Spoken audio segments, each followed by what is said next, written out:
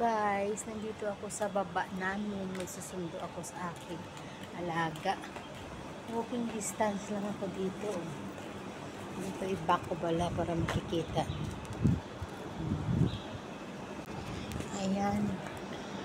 Ito yung babaan ng ano ko ng alaga. Yung school niya. Dito. O, see. Ayan. Ang school ng alaga ko. Kaya dito ako. Maghintay ako dito.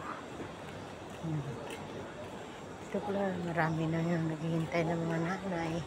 At saka mga katulong dun.